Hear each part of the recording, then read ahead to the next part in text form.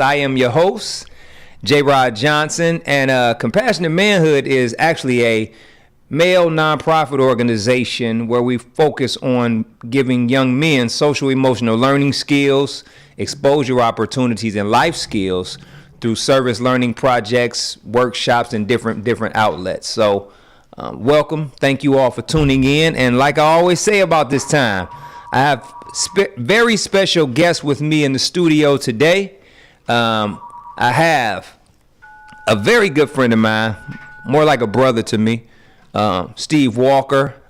He is the founder of, actually I could tell you all who he is, but I want him to share with you all who he is and what he does. And we also will be joined shortly by Morris Irvin, another good friend of mine as well. So Steve, take it away. Tell us who you are, a little bit about yourself, your organization, things like that. Okay, appreciate it, brother. Every sentiments exactly when we say a brotherhood between us. I'm the founder of the United Youth Entity and the Follow Through Foundation. Two organizations that have to do with youth service learning. I got a minority swimming program that's, I've gotten off the ground. We're building that up. Again, we do a service project every summer, partnering with the City of Cleveland Heights, Compassionate Manhood, and my foundation. We do some stuff, take the youth out to the senior citizens' homes and rebuild their, a mini rebuild, should we say, of their homes during the summer months. So. Just anything involving the youth I'm big on, and that's just kind of, I think where I'm destined to be, working with youth. Yeah, how long you been working with youth now? We'll say about over 20 years. Over 20 years. I've been with the City of Cleveland Heights for 24 years. I've been with the City of Cleveland Heights, the Cleveland Heights University High School District for over 14 years now. So elementary school I started, middle school, and then I graduated, I guess I'll say, to the high school level, which is where I should be, because I think, I say this to the kids at school on a daily basis, that high school is kind of like life school. Okay. So you're kind of learning, about life, because these are the last kind of, I would say, steps before you graduate into, well, just, as we say, the real world. Yeah, because it gets real. Yes. But what I realized too is, man, for a lot of young people, it's real right now in high school. I was gonna say the same. High school is a very different place these days, man. I guess if, with you working in a high school, thinking about what it's like now in comparison to what it was like when you were there, what would you think? What would you think some of the similarities and differences are?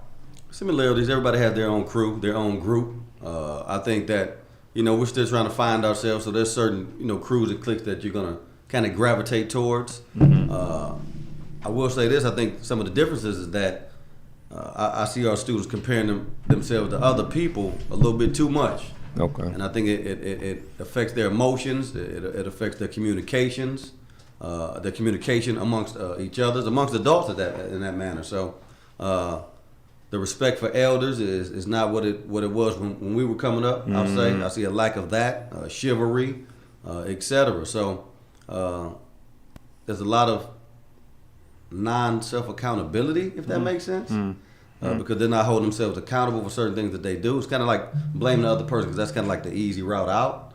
So I witness that, I would say, on a daily basis. I'm sure, man. Like you said, man, young people are trying to, there's a certain window in life where they're trying to find themselves, right? And they're trying to discover who they are, what they're capable of, and things like that. We got somebody coming in here. He coming on in here. Morris Howard Irvin, another good buddy, good brother, good friend. But yeah, man, welcome back. You were here with us on the last episode. Welcome back, man. Steve was telling us about what he does and working in the school with young people, and we were just having a conversation about the differences between the young people today in the high school and when he was there. And I guess this is a good time just to kind of tie it into the conversation, right? Yes. So we're here today and we're talking about fear, which is a big thing amongst men for a lot of reasons. Here at the Compassionate Manhood podcast, we tie everything into manhood, masculinity, and so I think that's a good conversation when we're talking about young men, especially at the high school level, because a lot of times by the time you enter high school, you have developed so many fears, or at the same time, you are leaving high school and taking certain fears into adulthood or young, continuing into young adulthood, whether it's, because fear is a big word, right? When you and I were talking about this, right? It encompasses so much and it looks so different in so many ways. So I guess thinking about high schoolers, right? And I just want both of y'all to think about, all of us to think about this, because it's just a conversation. What do you guys feel like are some of the fears that young people have at the high school level?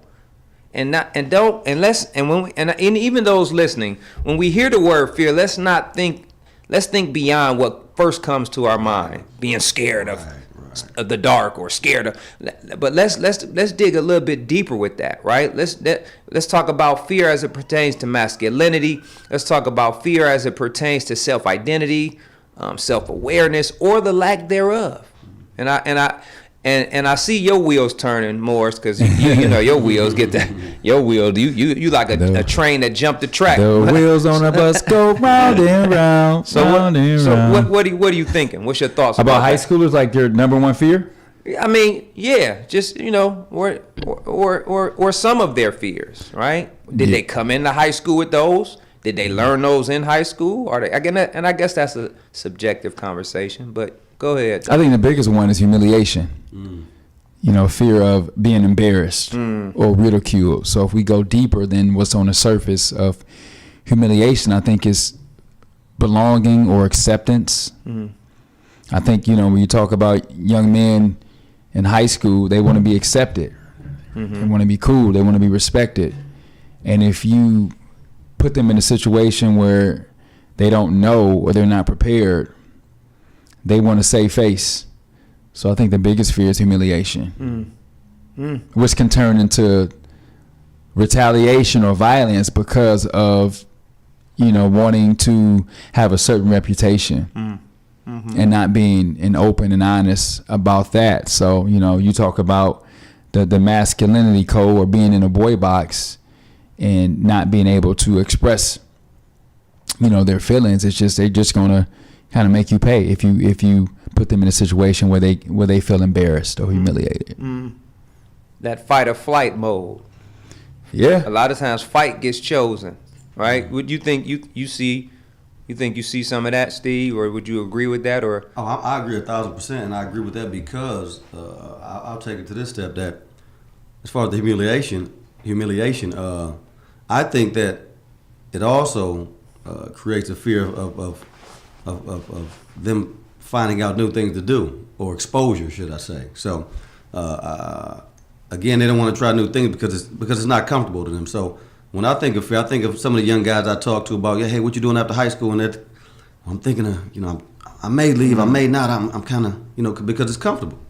So I think that there's a fear of change, should I say. So it's like starting a new job or a new opportunity. You're going to have some thoughts around that, a fear. But again, not that it's you being scared of it. It's just that it's not normal. I think that goes right back to that old fear of the unknown conversation. Really not knowing what's on the other side of high school, not knowing what's on the other side of life in general. And I see your hamster wheel going. Yeah. What's that?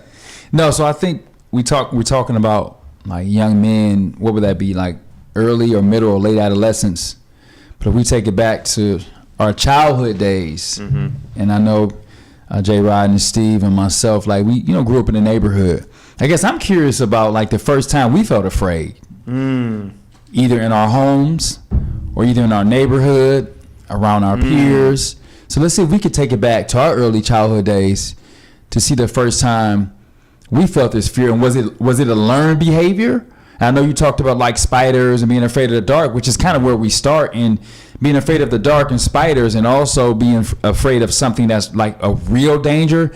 Your body reacts the same way. It's a physiological response, right? Where your blood starts pumping, and it takes away the blood from the heart and it goes to your limbs to be prepared for fight or flight. So what do you guys think was the first earliest memory where you were afraid?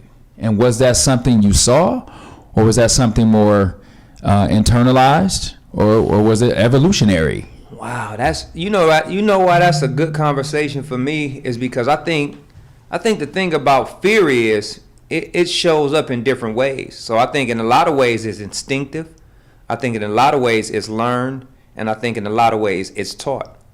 Right? And so instinctively, I think about pain, right? If I touch a hot stove, or if I step on a nail, it's like I did that, and now or I'll say this. Let's say these things happen. So now inside of me, I have a fear of something from that point beyond, right? And I think learning shows up like that too. So it's like a lot of times if I have a negative association with something, then I might attach fear to it. So if I almost drowned, now I have a fear of being around bodies of water, And I think it's taught in a lot of ways when we think about things like cultural norms or cultural institutions. And so I think people teach that certain groups or certain things are to be afraid, to be feared, right?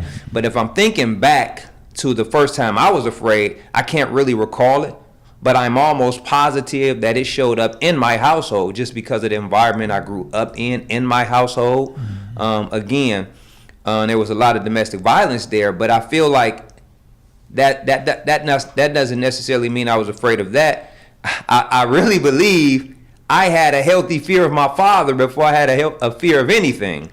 You know what I mean? Mm-hmm. And that's not in a bad way. I believe that sometimes a healthy fear is a good thing, because those are the things that teach us what we should and should not do, what we can and cannot do, not only in those moments, but later on in life. And so if I had to think about the first time I felt fear, it probably came from my father in both of those ways, because of the environment that my household had in terms of the domestic violence. However, I think in a good way, my father taught me a healthy fear of him, which was what kept me for a long time from doing a lot of things and being a certain way.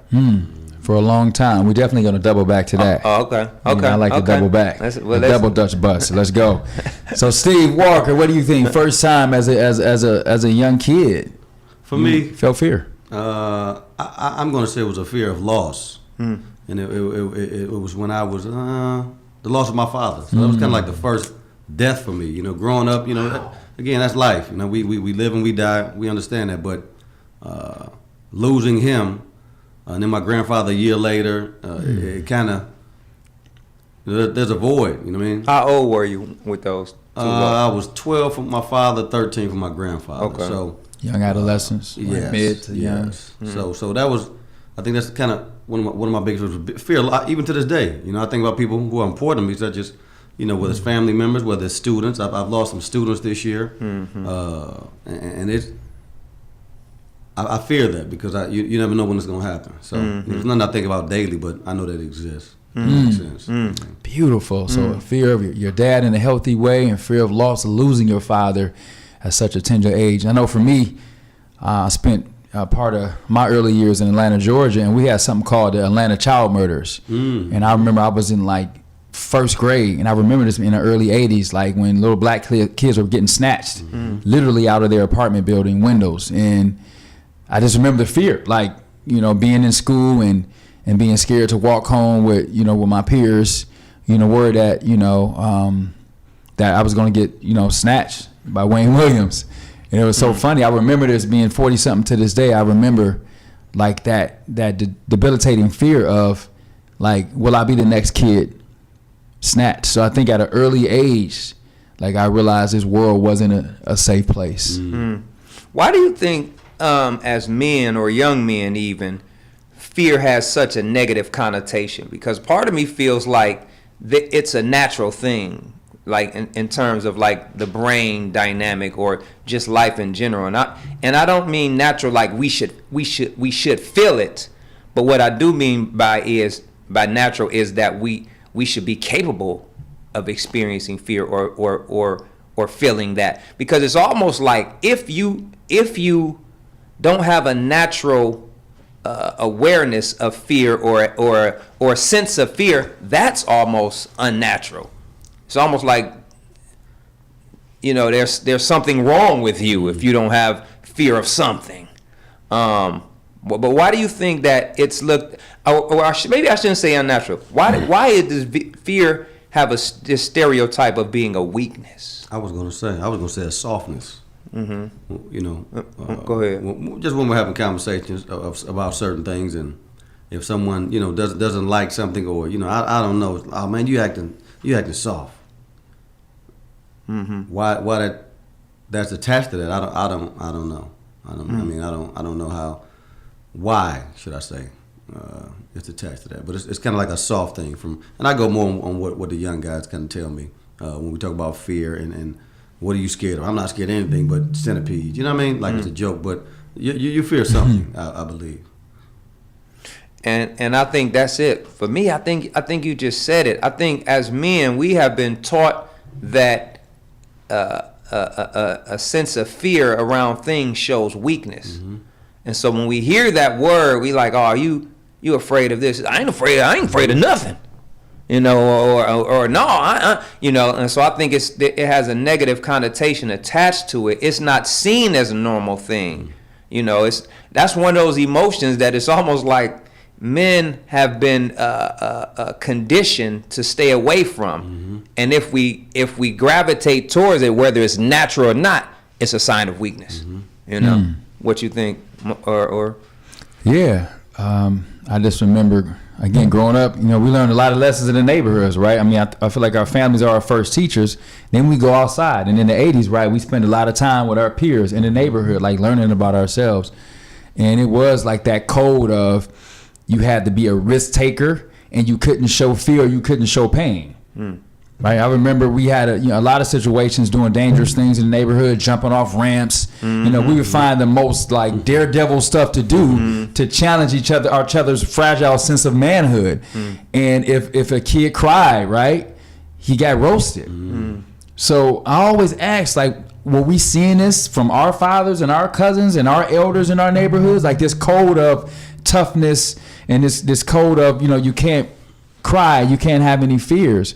So I think I would agree with what you said, Gerard. I think it's socialized, and it puts us in that be a man box. But I was definitely afraid to show any type of fear or any type of vulnerability. And again, that was frowned upon. You were shunned, right, or you were canceled from your neighborhood if you were seen as soft or weak or afraid of anything. Yeah, I think man, if I think about that, I'm sure that comes from just masculinity in general. But just thinking about my father and his friends, his crew, man, in my mind, they have never been afraid of anything, ever, anything, anyone. And if they were, I couldn't tell. I couldn't see it, even to this day. You know what I mean? Sometimes I want to ask my father, what are you afraid of? I think I'm going to ask him that. What are you afraid of? Because in all honesty, I don't think I've ever seen him show fear of anything. That's not to say it doesn't exist. It's just to say I've never seen it. I'm going to ask him. It's interesting when we say, fear and how it looks. Because we don't know what's happening with a person internally, right? Specifically our father. Let's just stick with our fathers and uncles and older cousins. We're not sure of what's happening internally. I think we just make those assumptions based on how they present themselves. And I know particularly one time, my father, we used to go to Cedar Point. Like a lot of our family members would go to Cedar Point. And I remember one time, like, we got pulled over by the police. And I was maybe 8 or 9, and I just remember, like you said, my uncles and my dad, they were like arguing and going back and forth with the police officers and like showing no fear and like really giving the police officers a hard time. And I don't remember if they got a ticket or not, but like you said, that had a huge impression on me, right? Seeing like the men in my life like standing up to police officers. And you're right, I never asked my dad or my uncles, like, were you guys afraid of getting killed, or were you guys afraid, or did you just not care? So that I'm definitely going to go back and ask a lot of the men in my lives in those situations, like, were you afraid and you just didn't show it because you feel like you couldn't show it because the women and their children were watching. What about you, Steve? You married, right? You've been working with young people. He married now. Yeah, let's go. You know, he's tied. You are married now. Yeah. And I guess just thinking about where you are in life now, do you feel like that's something that you've seen in the past? Because I know you said your pops and your grandfather passed away. However, you got, mentor has always been a key figure. Fernando's dad has always been a key male figure to you. Love him. Shout out to him, man. But is that something you've seen? And do you feel like it's something that you have to, and I want you all to both think, I want us all to think about that. Having not seen that with our fathers or whatnot, do we feel like that's something we need to reserve from our sons or the young men that we mentor? Because, we mentor a lot of young men. So is that something that we kind of should keep to ourselves, or is it something that we need to let them see? Like, this is a healthy, even if they don't need to see it, if we need to let them know it in one way or the other, this is natural. Or being strong in self, or being confident. Because I think of it as being confident in yourself. I think that and protective of those you love, protective of your property, whatever the case may be. So when I was just thinking back, years back, I never asked my uncles or any of the men, what are you afraid of? Because I didn't think they were afraid of anything. Right. You know what I mean? And that's just what it was. So I think it was important for us as men, because I see a lack of that. I see a lot of emotional outbursts from, first of all, I think not being able to communicate and understand how to be strong in a certain sense and project it in a positive way. I think it turns negative if there's a lot of negativity. There's a lot of things that I'm seeing that's just different. You know what I mean? It's a different era, a different age, and I can't speak for the whole population of young guys in general, but I'm a little worried, you know what I mean? Just to be honest. So I've seen it then, and I see it now. But I think I'm going to try to say that I'm really into trying to be protective and strong and supportive and being that the man of the house. You know what I mean? So I think that's just kind of where I am with that. So I think for me, back to the relationship with my father and how it impacted me until I decided on how I wanted to be a man. I would have preferred my dad to express some of his fears, because I think when I hit maybe driving age, 16, 17, my dad was very strict. He was a strict disciplinarian, and he kept a tight hold over his wife and his children. And now as I reflect back on it, I think he was afraid of losing us. Because every time I would talk to my dad and I had questions about his father, he would react. Like he would get angry, or he would get upset. And maybe because he didn't know about his father, or something tragic happened to his father. So it was a mystery about my father's father. But what wasn't a mystery was how he wanted to protect us, and how I feel like he was a bit overprotective.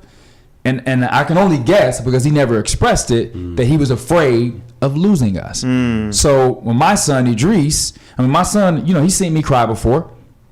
It could have been tears of joy or tears of pain. But I always err on the side of clarity and communication and transparency and vulnerability. And not that I've cried all the time, but I think having a healthy balance is important for our kids, so they can kind of see both sides of us. So I would say I would have appreciated that, because it would have helped me understand why my father was so reactive to certain things. I think it was fear.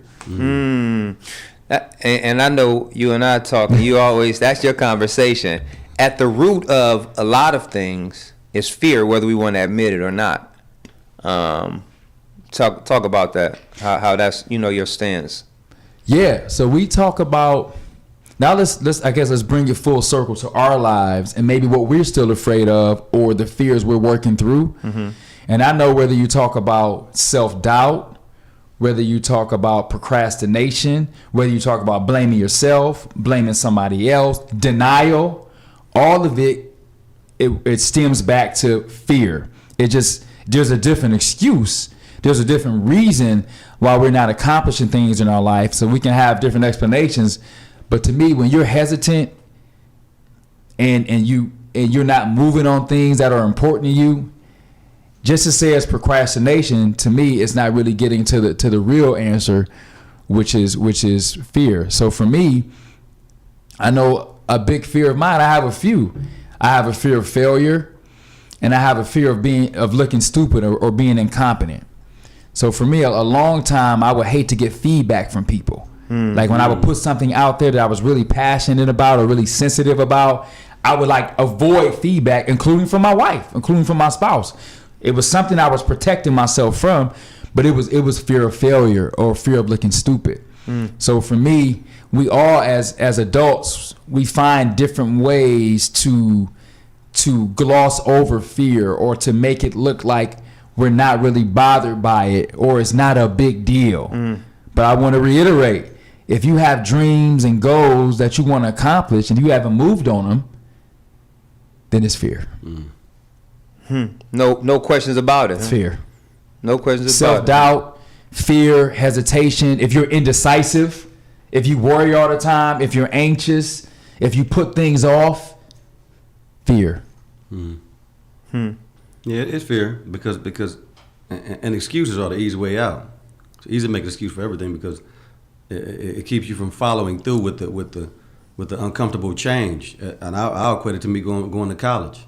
Put it off for 16, 17, 18 years because I was fearful of going back to school by not being in school for so long. And I'll be honest in saying that I didn't know if I could study and take a test. I didn't know if I could write papers because, again, 18 years out, I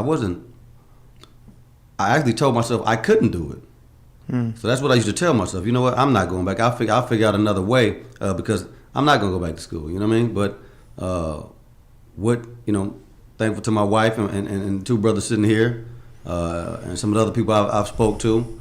I had to give it a try. And once I got in, I was disgusted I didn't do it earlier. But things happen like they're supposed to. So, but it was fear. Yeah, it wasn't. It was more than procrastination. So I agree with 1,000% with what Moore said.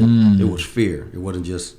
I'll do it when I get to it. But I made every excuse in the world not to do it. And like you said, it's easy for you, especially for us as adults, to cover it up, right? To displace our fear into women or sports or alcohol or some type of vice, right? Or just some type of fake bravado where we can kind of suppress our fears deep down inside, and we can give everybody the false illusion that we're happy, right? But we're really not.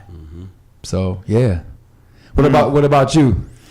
What fears have manifested in your adulthood that's preventing you from living the life of your dreams? Man, that is a great question, and I was actually just trying to ask myself that same question. For me, I'll say this, and even to this day, despite all the things that I do and we do things together, but despite all the things that I do, whether it's creating programs or things in the community or things in the lives of young men and fathers, despite those things, I always question whether I'm doing enough.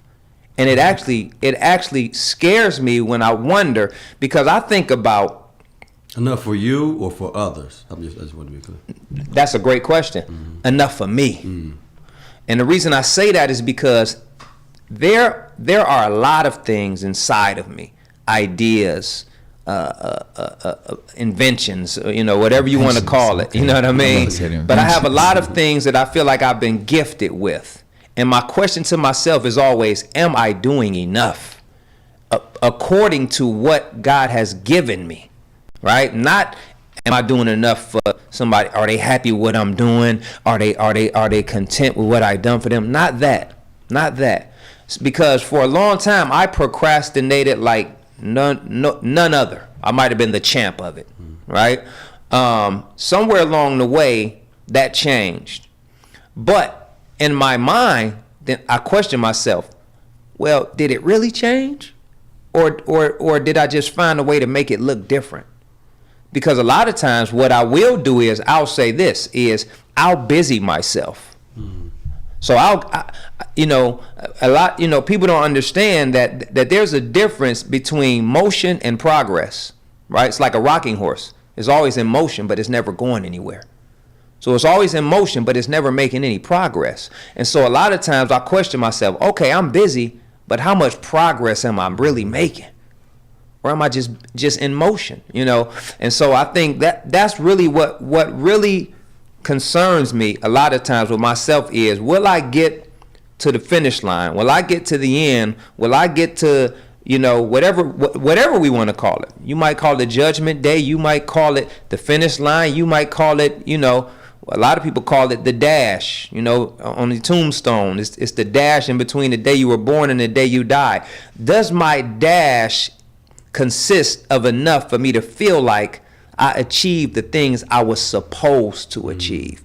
Because in my mind, in all honesty, I believe that there are things I'm supposed to do while I'm here on earth. And I always question myself, are you doing those things? I know you've done A, B, and C, but have you done D, E, and F? And so I wonder, am I doing that? You know, and so, you know, a lot of times it bothers me. I have to be honest. Now the question is, does it make me fearful? Do I feel fear with that? And I can't say that I do, but it is a genuine concern of mine. So you're saying the fear is not being enough, or it's really not a fear, it's just like a persistent worry of yours? It won't fall into the category of a fear? Well, I guess it depends, because if you say a persistent worry is fear, then that's what it qualifies as, right? Yeah. So maybe I'm unconsciously masking it, or maybe I'm consciously masking it. Interesting. I don't know. You know, maybe we get to digging. Yeah, like we'll go. But yeah. But for me, that's my concern, man. You know, that is my fear. If I had to put a label on it, you know, that would be my fear. Am I doing what I'm supposed to do? You know, not just enough, but what I'm supposed to do. What I'm supposed to be doing, you know, before I reach my expiration date. Because we all have one. And I know it's a few major fears. I don't know if I can remember them all, but I know it's fear of death, fear of poverty, fear of ill health. I know it's fear of death, fear of poverty, fear of ill health, fear of criticism. Those are just a few. What, like the main? Yeah, the main they categorize them into like 5 or 6 major fears. Fear of the unknown is not in it? That's probably there. I think that's in the same category as fear of death. But you talked about loss and criticism. They talk a lot about fear of poverty. I read this book called Think and Grow Rich, and it's also another version called Think and Grow Rich, A Black Choice. Okay. And this book is just phenomenal about personal development, self-development. It's kind of like the law of attraction, the secret. Yeah, you turned me on to that. And it's interesting about the fear of poverty, because they associate the fear of poverty with indecision and self-doubt. And I just wanted to explore that. Have you guys, the areas where you guys had, like, where you were indecisive and you had a lot of self-doubt, do you feel that, and you said a lot of lack, right? Because people that don't have a lot or have enough, they live in lack, they live in scarcity. Do you think that was a mindset that was placed upon us? I guess I want to take it historically with which is not our true history, but like we came across the Atlantic through slavery. So you think that indecision of that not being enough comes from us being conditioned to think we're like the inferior race, that we don't deserve the riches of this world, that this world is not us, this world is not our playground. So we kind of keep ourselves in a box because we're afraid of success. I'm gonna tell you like this. I believe, I do think it comes from that.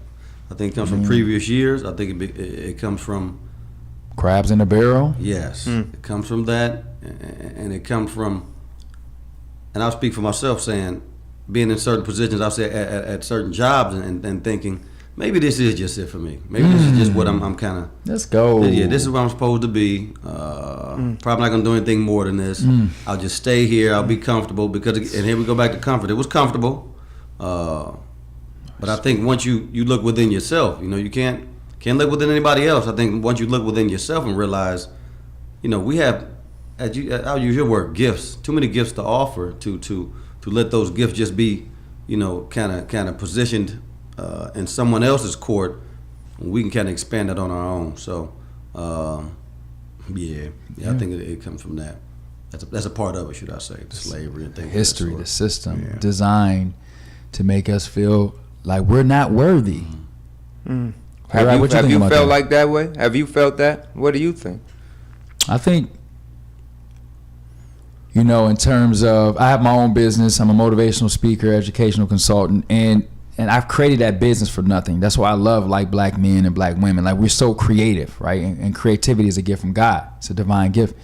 But I know early in the game, when I start becoming successful and getting contracts to speak in schools and universities, I felt a lot of guilt to charge a certain amount.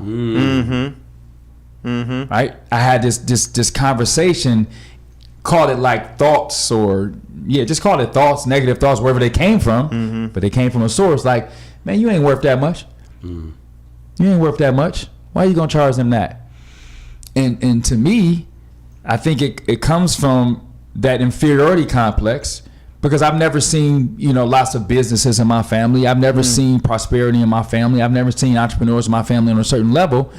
And, see a man, be a man. So I think, early in my career, I had challenges with really understanding my worth and overcharging for my value, because I know I have a lot to contribute. So yes, I would say yes. And sometimes it still shows up. Like, man, they paid me all that money. That's self-doubt. Can't believe it. So where does that come from? Again, I talk to a lot of my white counterparts. They show up in the world because they've seen the business acumen. They've seen that type of status where it's not even a thought about I'm worth that. But for us as black folks, I think not having a lot collectively, systemically, I know there's outliers. I think we do have an issue with our self-worth, and that comes from our historical conditioning, or our miseducation, or our tragic education. So absolutely yes. Could it also come from the way that things are established now? You think? Well, I just wanted your opinion on it. You just throw it back at me. Well, boomerang it back. Eddie Murphy me. You just gonna Eddie Murphy me. My thing is this: I don't know if it comes from fear of not being worthy. I think that's a great point. I'm an entrepreneur, and that showed up for me for so long that I was willing to give my talents to other organizations because it was just comfortable. It was safe, right? I have two female friends. I haven't been in a relationship in a long time, so I don't have really the luxury of what you guys have, which is like that wife in your corner, encouraging you, motivating. I know you more, as you speak about Vinaya quickly, about how she motivated you and helped you to become who you are. Absolutely. In a lot of ways today. And Steve, even with you, with Amber, even being newly married, you just talk about the support system she has been for you. And I haven't had the luxury of having that in a relationship in a very long time, but I do have women friends, female friends. Shout out to Angela Flowers, who was really a huge motivation and inspiration for me stepping out of the comforts and the confines of working for organizations. Not that that's a bad thing, because we need that. Somebody has to work for people, and somebody has to be the boss. But my thing is, she pointed out to me in a lot of ways that I was more than capable of doing what I'm doing today. And not only did she point that out, but she put me in position in a lot of ways to bring me to the forefront of organizations and to the minds of not just people, but of myself. For me to realize, hey man, I can do this. If I can create 10 programs for this organization, I can create 20 for myself. So shout out to Angela Flowers for doing that.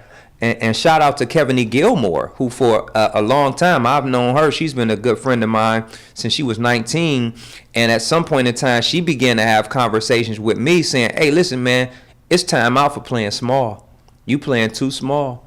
You're more than capable of doing these things for yourself. You're bigger than a lot of the organizations you've been working for, and you have ideas that are greater than the ones you're giving other people. So shout out to the women who have played a role in my life, you know what I mean, to motivate me. But I don't know if if it stems from a lack of, from feeling like inferior, I can't say yes or no to that, but I think that's a great conversation. And especially when you said, even to this day, it shows up when it's like, I can't believe they paid me all that money.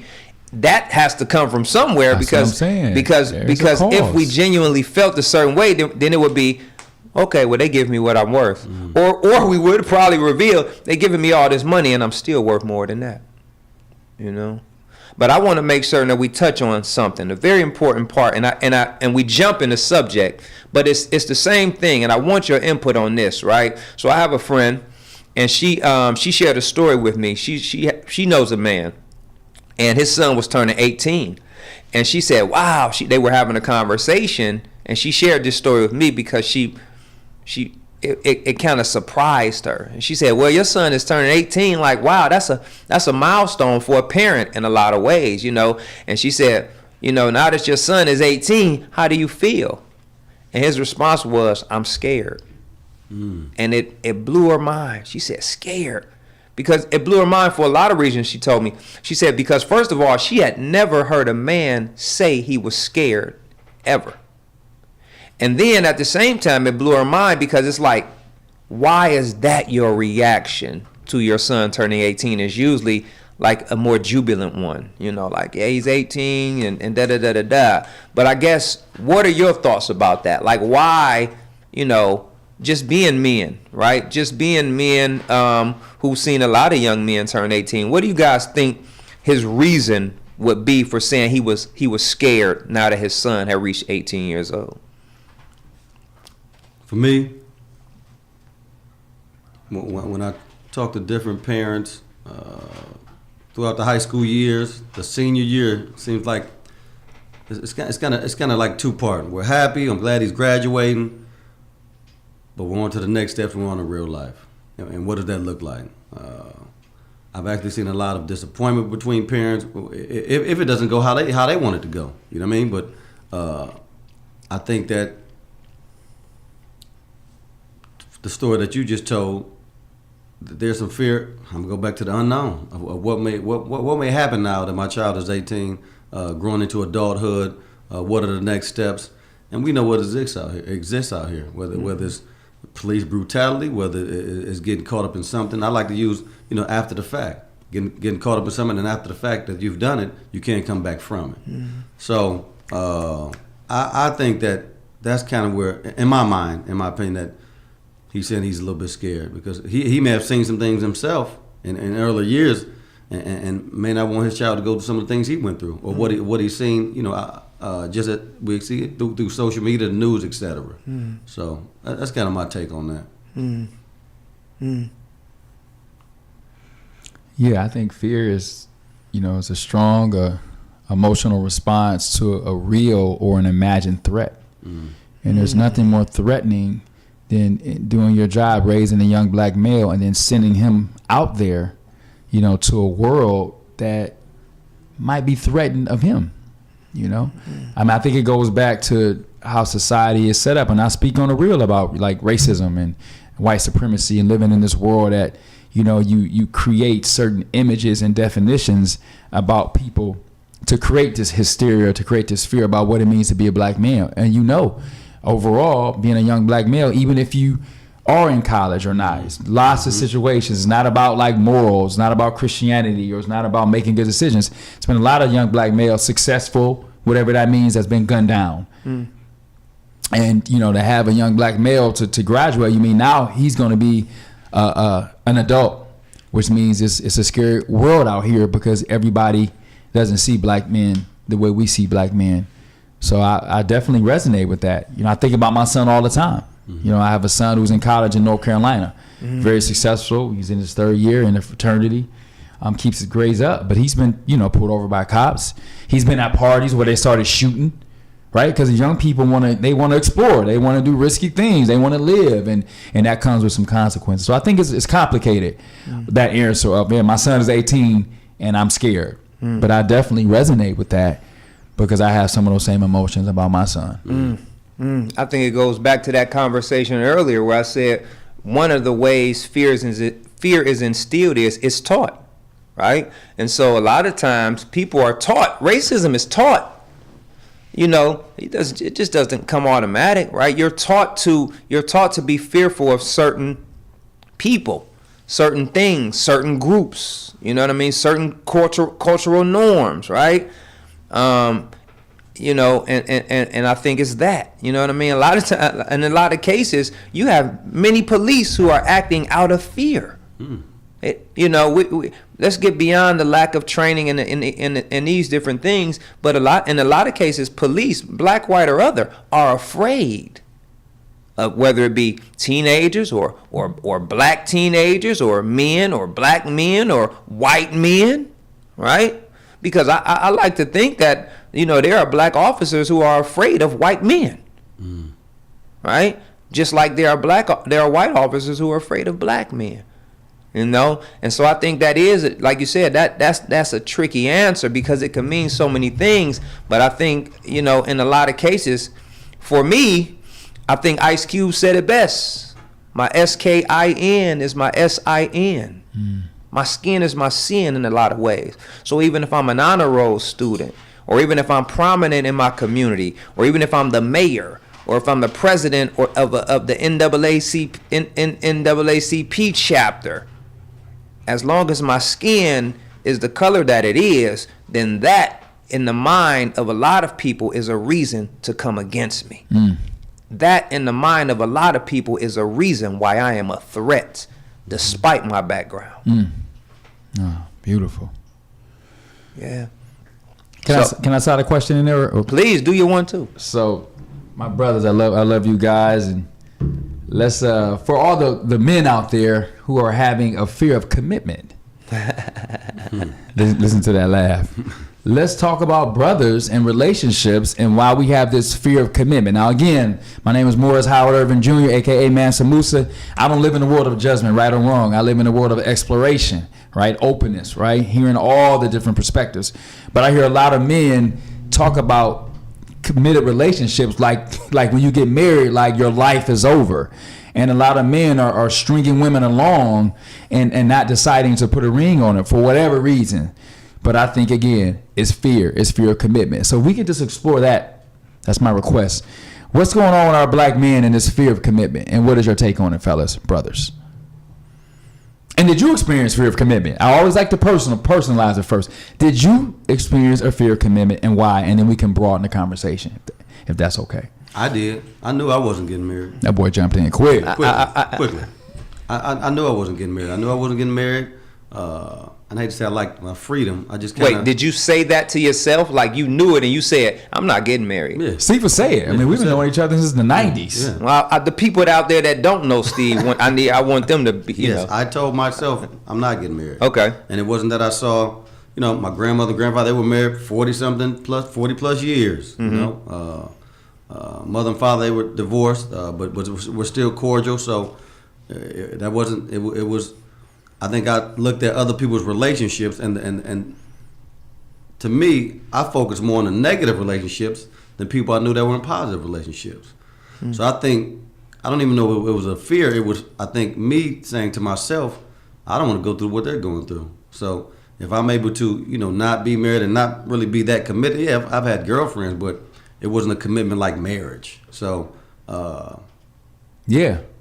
I thought that was kind of like it would be an easier route for me to leave the situation than if I was kind of married. And again, I love women, so I wasn't really thinking of settling down at an early age. I thought that was in movies and TV shows, and that was just kind of my perception, which was wrong, but that's how Not necessarily. I felt. Yeah, that's how I felt. So, At what age? Because you said at an early age. At what age did that change? Did you start to feel like, all right, you know what, it's probably time for me to go ahead and turn this around? And was that a choice, or did you feel coerced?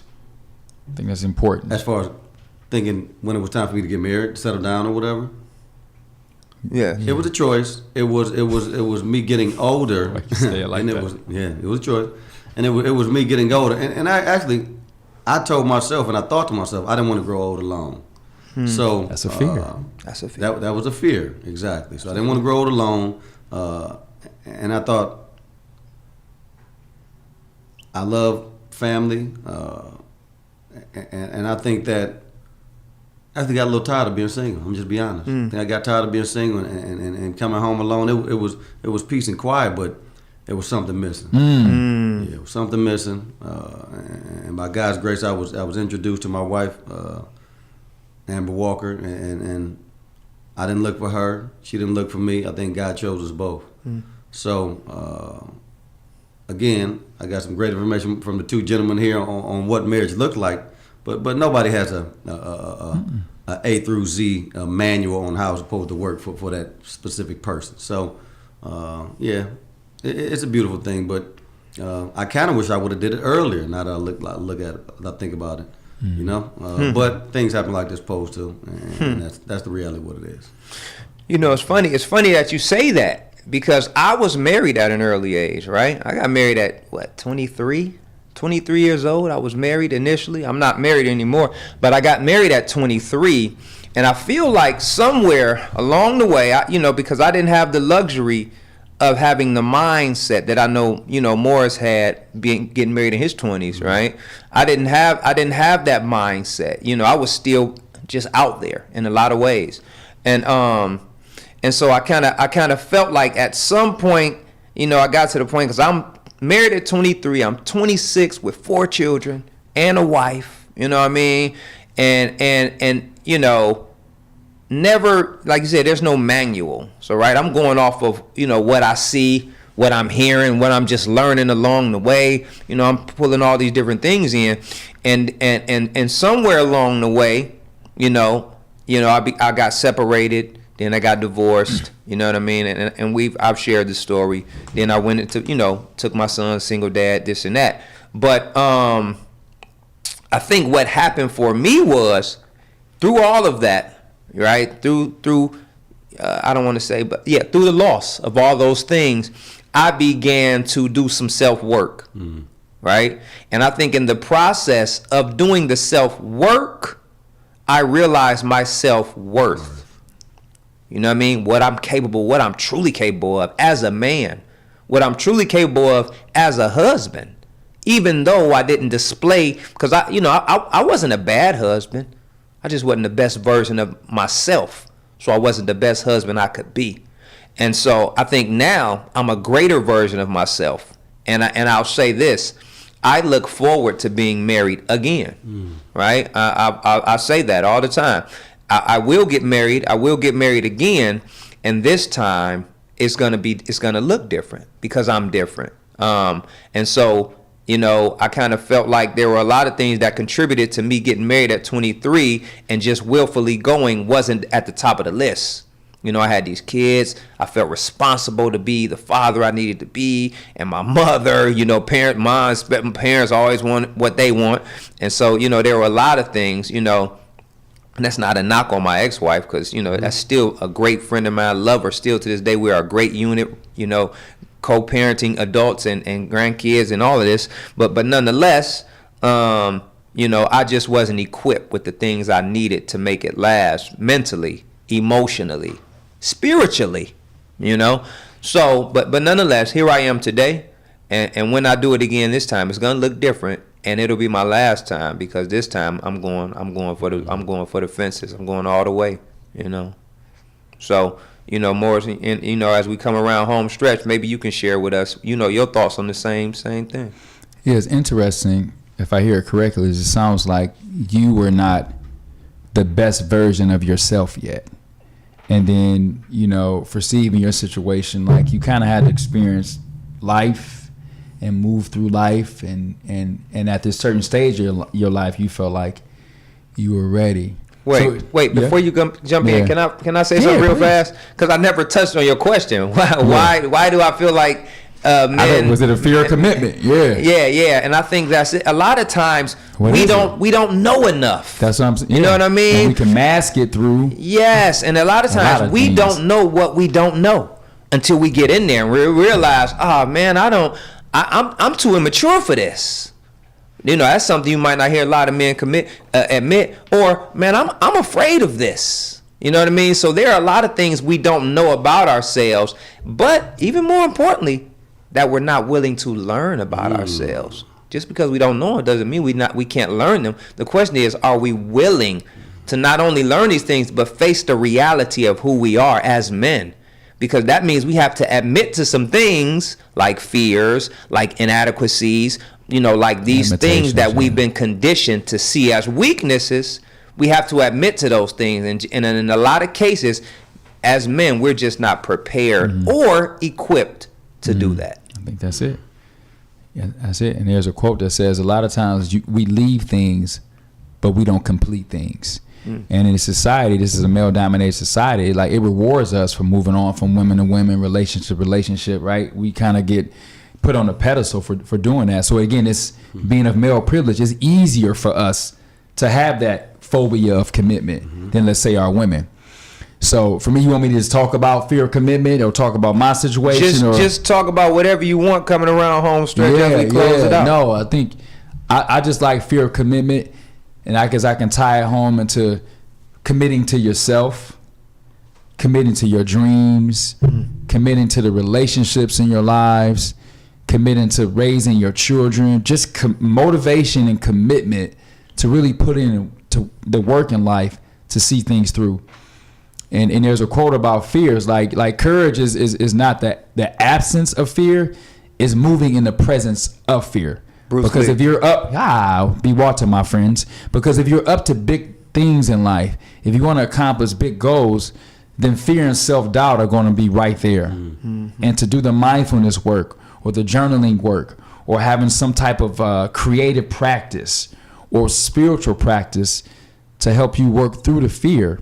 I think fear shows up in all of our lives in many different ways. And it's important for us to conquer the fear and move through the fear. Because that's really where freedom is. The other side of fear is freedom, real freedom. Thank you. Thank you. Yes. Thank you all for being here. Thank you for having Thank me. you all for tuning in. As always, on the Compassionate Manhood podcast, I am your host, J. Rod Johnson. And remember, like the title of the show, there is nothing to fear but what, guys? Fear But itself. fear itself. Peace. Deuces.